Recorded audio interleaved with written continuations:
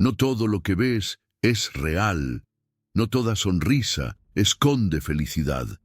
Durante años, una casa corriente fue testigo de uno de los mayores horrores de la historia moderna. 13 vidas silenciadas, 13 destinos encerrados a puerta cerrada. Las redes sociales mostraron una familia perfecta. La realidad era una pesadilla que nadie quería ver. Hoy descubrirás la verdad que ha estado oculta durante demasiado tiempo y entender cómo un solo grito pudo derribar años de terror. La ciudad de Perris, California, era como muchas otras en los Estados Unidos. Calles tranquilas, casas con jardines cuidados y vecinos que rara vez se entrometían en la vida de los demás. En medio de esta pacífica rutina, había una casa que parecía una casa más.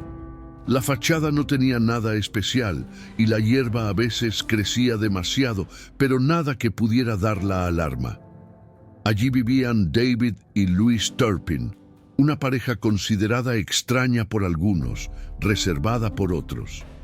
Rara vez hablaban con nadie, pero mantenían las apariencias sociales al mínimo.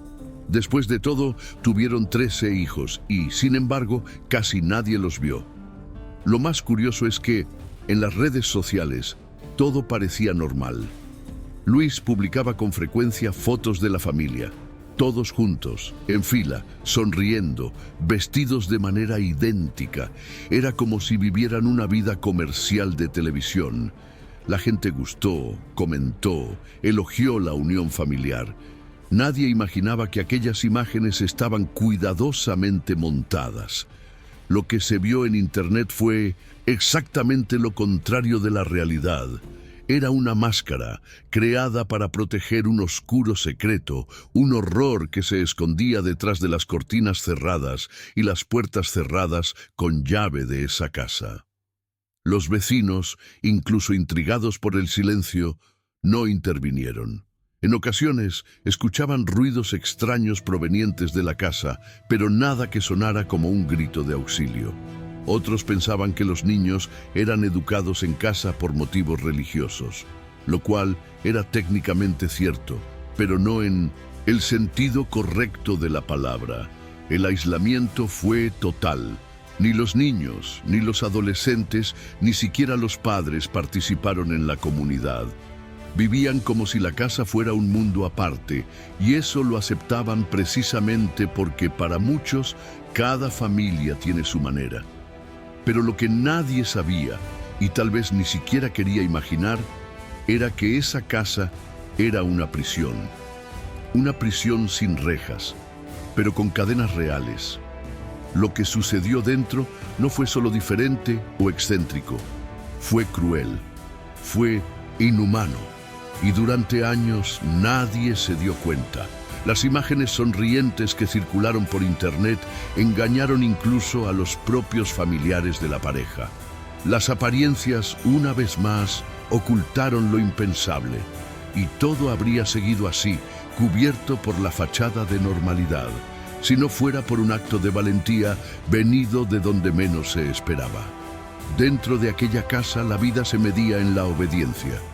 David y Louise Turpin controlaban todo, sus horarios, sus palabras e incluso los pensamientos de sus hijos. La casa tenía reglas estrictas, casi imposibles de seguir. A los niños no se les permitía jugar, hablar entre ellos o incluso mirar a sus padres a los ojos sin permiso. El error más pequeño, como moverse de noche sin permiso, era tratado como rebelión. Y el castigo no llegó en forma de regaños, sino de castigos físicos y psicológicos. Los niños fueron obligados a vivir en silencio, atrapados en sus propios cuerpos, con el miedo constante de hacer algo malo. No asistieron a las escuelas. Oficialmente, Luis dijo que hizo educación en el hogar, enseñanza en el hogar, pero eso fue solo en papel. Ninguno de ellos sabía leer ni escribir correctamente. Muchos ni siquiera sabían que era un verdadero maestro. Vivían aislados del mundo exterior. Ni televisión, ni libros, ni contacto con nadie. Cuando no estaban encerrados en sus habitaciones, limpiaban la casa, organizaban objetos o participaban en sesiones de adoración, en las que se veían obligados a alabar a sus propios padres como figuras casi divinas. El objetivo era simple: destruir cualquier sentido de individualidad. La comida era mínima, controlada como un premio raro. Por lo general, lo único que comían era un sándwich al día. Las frutas, verduras y cualquier otro alimento real estaban reservados para los padres. Algunos niños pasaron hambre durante días, y si alguno se atrevía a sacar algo escondido del frigorífico o del cubo de la basura, el castigo era brutal: cadenas, castigo físico o aislamiento total. Fueron encadenados a sus camas como forma de disciplina, a veces durante semanas. Algunos estaban tan acostumbrados al dolor que ya no lloraban, simplemente esperaron, porque aprendieron que en esa casa sentir dolor era vivir. El control era tan absoluto que incluso afectaba la comprensión del mundo de sus propios hijos. Muchos de ellos no sabían qué era un hospital. Algunos pensaban que policía era solo un personaje de televisión. Cuando uno de los niños vio una ambulancia por primera vez, pensó que era un invento. La realidad externa era una leyenda lejana, algo que solo existía para los demás. Y eso era exactamente lo que querían los padres: mantener a sus hijos sin conocimiento, sin referencia, sin posibilidad alguna de imaginar que existiera otra vida que esa. Porque cuanto menos sabes, menos sueñas. Y sin sueños, nadie intenta escapar. Cuando los agentes de policía finalmente cruzaron la puerta de esa casa en enero de 2018, lo que encontraron fue peor que cualquier informe, peor que cualquier película de terror. El olor fue el primer ataque: un fuerte olor a orina, heces, moho y comida podrida dominaba el aire. Las ventanas estaban cubiertas. La luz apenas entraba. Cada habitación parecía suspendida en el tiempo, como si nadie la hubiera limpiado o cuidado durante años. Era un retrato del abandono, pero no de una casa vacía, sino de un lugar habitado donde 13 vidas eran mantenidas a la fuerza como fantasmas. En las habitaciones, la policía encontró camas con cadenas sujetas a barras de hierro. Algunos tenían a sus propios hijos esposados. Las cadenas eran reales, pesadas, oxidadas, y estaban sujetas a postes de madera. Las paredes estaban rayadas, sucias, con marcas que parecían rasguños desesperados. Ni juguetes, ni adornos, ni señales de infancia, solo silencio y suciedad. En algunas partes de la casa, el suelo estaba cubierto de excrementos. No había baños accesibles para los niños, e incluso los que existían estaban en condiciones precarias, como si solo fueran utilizados como una amenaza y no como una necesidad básica. Los niños estaban extremadamente delgados, con huesos visibles y dientes podridos. El mayor tenía 29 años, pero parecía un adolescente de 15. Su aparición sorprendió incluso a los profesionales más experimentados. El cuerpo frágil, los ojos hundidos, el habla vacilante. Era como si el tiempo se hubiera detenido para él. El más pequeño, de apenas 2 años, era el único que parecía bien, alimentado. Esto llamó la atención. Sus padres todavía lo consideraban presentable y, por lo tanto, recibía una atención mínima. Los demás, ahora mayores, ya no tenían este privilegio. Fueron tratados como objetos desechables. Algunos de los hermanos ni siquiera sabían los nombres completos de los demás. Vivían tan aislados dentro de la misma casa que la comunicación entre ellos era limitada. Susurraban cuando podían, hacían señales con las manos, compartían migajas de pan como si fueran tesoros. La desesperación provenía no solo del dolor físico, sino de la ausencia total de afecto, de contacto, de existencia. No sabían lo que era ser abrazado, no sabían lo que era la confianza. Crecieron creyendo que ese era el mundo entero. Para ellos, la realidad se limitaba a las cadenas, el hambre, el miedo y el sonido de sus propios pensamientos, siempre en silencio. Tenía 17 años, pero su cuerpo parecía el de una niña. Delgada, tímida, con el pelo largo y despeinado, la joven ya llevaba más de 2 años planeando su fuga. No era solo coraje lo que faltaba, era oportunidad. Con todos los hermanos vigilados, con cadenas y puertas cerradas desde fuera, escapar parecía imposible. Pero ella miró. Aprendí en silencio. Sabía que un error de sus padres podría ser su oportunidad, y esta oportunidad llegó una fría mañana de enero. Aprovechando que la puerta del dormitorio no estaba cerrada con llave, salió con un viejo teléfono celular que tenía escondido. Salió por la ventana y corrió descalza por las calles oscuras. La niña nunca había hablado con un extraño, nunca había hecho una llamada telefónica. Cuando encontró un teléfono y llamó a la policía, su voz era temblorosa pero determinada. Dijo frases entrecortadas. «Mis hermanos están atrapados. Tenemos hambre. Por favor, envíen ayuda». El asistente tardó un poco en comprender. Era como si estuviera escuchando a alguien de otro planeta. Pero ella insistió. Describió la casa. Mostró las cadenas de su celular, donde se encontraban escondidas fotografías que llevaban meses tomando esperando el momento adecuado. Ese llamado fue el primer grito de libertad de esa familia. Y la respuesta no tardó en llegar. Cuando los agentes llegaron a la residencia, la niña estaba esperando afuera, asustado pero firme. Condujo a los agentes a la casa y les señaló las habitaciones donde estaban encadenados los hermanos. Cuando entró la policía comenzaron los gritos, no de los padres, sino del alivio, de los niños. Uno de los policías informó más tarde que nunca había visto algo así. Niños pidiendo ayuda con tanta hambre, tanto miedo, pero tanta esperanza. Era como si la llegada de las autoridades hubiera roto un hechizo de años. El horror finalmente había sido detenido no por casualidad, sino por una adolescente que decidió que ya era suficiente. Más tarde, revelaría que llevaba años ensayando esa fuga. En su mente, recreó cada paso, cómo salir, qué decir, hacia quién acudir.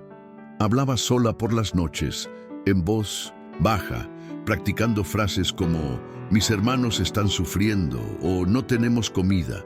Era como si se estuviera entrenando para un papel, pero ese papel era el más importante de su vida y de las vidas de otras 12 personas. Al escapar, no buscó la libertad solo para ella. Ella quería salvar a todos, y lo logró. El coraje de aquella joven se convertiría en un símbolo. Su voz, tan silenciosa durante tanto tiempo, resonaría en todo el mundo. Mientras los niños vivían presos y hambrientos, el mundo exterior vio otra realidad. Louise Turpin estuvo activa en las redes sociales, publicó fotos de cumpleaños, viajes a parques temáticos y simulacros de bodas. En todas las imágenes, la familia lucía impecable, ropa a juego, sonrisas practicadas, poses perfectas. Para cualquiera que los mirara desde fuera, fueron un ejemplo de unidad y felicidad. Los comentarios estuvieron llenos de elogios. ¡Qué hermosa familia! ¡Qué bendición tener tantos hijos! Nadie imaginaba que detrás de esas sonrisas había hambre, cadenas y terror cotidiano. Internet sirvió como tapadera perfecta, y eso es exactamente lo que querían los Turpin. Los puestos estaban planificados. Antes de cualquier foto, Louise ordenó a sus hijos que se asearan, usaran ropa específica y sobre todo sonrieran. La sonrisa era obligatoria. No importaba lo que sintieran, dolor, miedo, hambre, tenían que sonreír a la cámara. Después de la foto, volvieron a la cruel realidad. habitaciones cerradas con llave, cadenas en los pies, en trozos de comida contados. Las redes sociales eran una trampa visual, diseñada para tranquilizar a amigos lejanos, familiares y cualquier autoridad que pudiera investigar, aunque sea a la ligera, la situación de la familia. Luis sabía que mientras las apariencias fueran buenas, nadie haría preguntas. Incluso los viajes que parecían aventuras familiares eran cuidadosamente controlados. En algunas ocasiones, los Turpin llevaron a sus hijos a parques de atracciones o renovaron sus votos matrimoniales en Las Vegas, pero siempre bajo un estricto seguimiento. Los niños caminaban en fila, cogidos de la mano, como soldados silenciosos. No podían hablar con extraños, no pudieron pedir ayuda. Era un teatro cruel. Cuanto más felices parecían a los ojos de los demás, más seguros se sentían los padres manteniendo el abuso dentro de casa. Para ellos era una simple cuestión de mantener la ilusión, y esa ilusión engañó a casi todos. Lo aterrador es que esta máscara funcionó durante años. Incluso los familiares más cercanos que vieron las fotos nunca sospecharon la gravedad de lo que estaba sucediendo.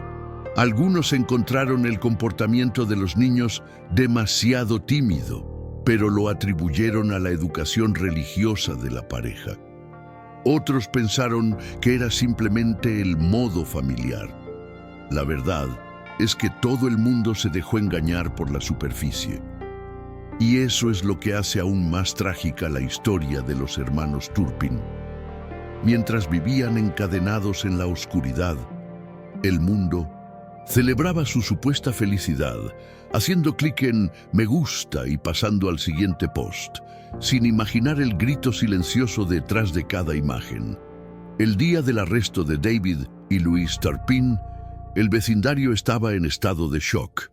La imagen que todos tenían de aquella pareja reservada se desmoronó en segundos. En el tribunal comenzaron a surgir detalles, cada uno más inquietante que el anterior. Las acusaciones fueron muchas: tortura, abuso infantil, encarcelamiento ilegal. Cada declaración era como abrir una vieja herida más. Las autoridades revelaron las condiciones en las que vivían los niños, las cadenas, el hambre extrema, el terror psicológico. Muchos periodistas, acostumbrados a casos difíciles, abandonaron la audiencia con lágrimas en los ojos. Era imposible escuchar todo esto y permanecer indiferente. Durante el juicio, surgieron detalles aún más escalofriantes.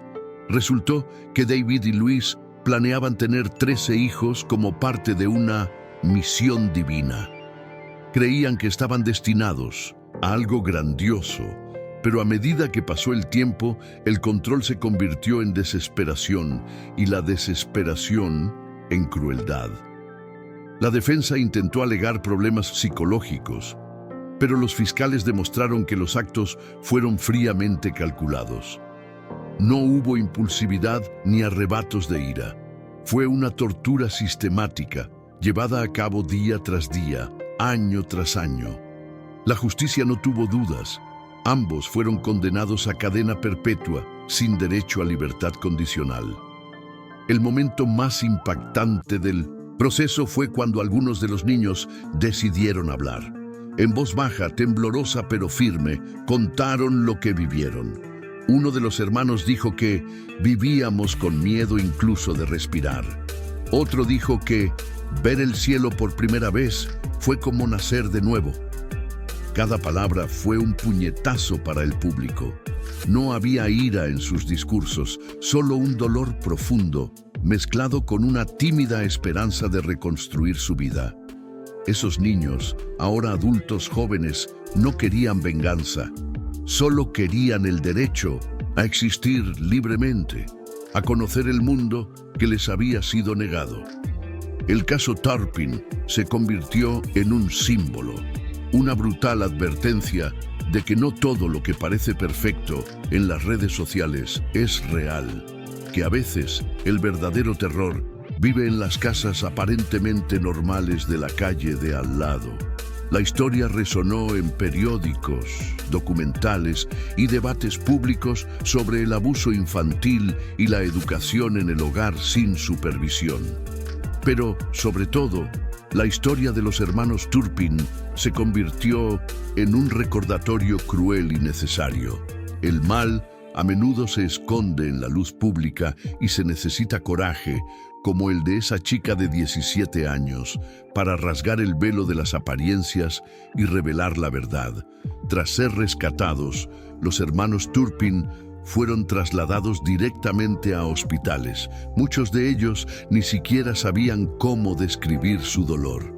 Sus cuerpos estaban debilitados por el hambre crónica y sus sistemas inmunológicos estaban gravemente comprometidos. Los médicos informaron que algunos hermanos se sorprendieron al recibir comidas completas sin ser castigados por comer. Muchos no sabían utilizar los utensilios básicos, como los cubiertos. Era como si estuvieran reaprendiendo a ser humanos. La recuperación física fue lenta pero visible. Cada libra recuperada, cada movimiento valiente era una pequeña victoria contra años de prisión. Pero el cuerpo no es el único que lleva las marcas del sufrimiento. El trauma psicológico de los hermanos Turpin fue, y sigue siendo, profundo. Necesitaban, y todavía necesitan, terapia intensiva para afrontar el miedo, la culpa y la desconfianza. Algunos tuvieron dificultades para adaptarse a entornos comunes, como supermercados o escuelas. Situaciones cotidianas, como elegir una comida o caminar libremente por la calle, provocaban ataques de ansiedad. La libertad fue una bendición, pero también un desafío. Conocer el mundo fuera de las cadenas requirió valentía diaria. Cada paso fue un enfrentamiento directo con los fantasmas del pasado. La vida de los hermanos siguió rumbos diferentes. Algunos fueron colocados en familias de acogida que entendían sus necesidades especiales. Otros optaron por vivir de forma independiente, enfrentando el mundo con una fuerza silenciosa que impresiona a todo aquel que conoce su historia. Destacó la joven que hizo el llamado a la policía, regresó a la escuela, concedió entrevistas y se convirtió en una voz activa en la lucha contra el abuso infantil. En cada palabra, en cada sonrisa tímida que mostraba, llevaba no solo su propia historia de superación, sino la historia de todos los hermanos que lucharon por sobrevivir y más tarde, por vivir. Una vez dijo, en una emotiva entrevista, «La libertad duele, porque antes ni siquiera sabía lo que era sentir». Esta frase resume toda la trayectoria de los hermanos Turpin. No solo sobrevivieron, desafiaron el dolor, la ignorancia y el miedo para crear nuevas vidas a partir de los escombros del sufrimiento. Cada uno de sus logros, una clase tomada, un título obtenido, una amistad forjada, es una prueba de que la esperanza perdura, incluso en las condiciones más oscuras, y que a veces basta un acto de valentía para transformar para siempre la historia de 13 vidas.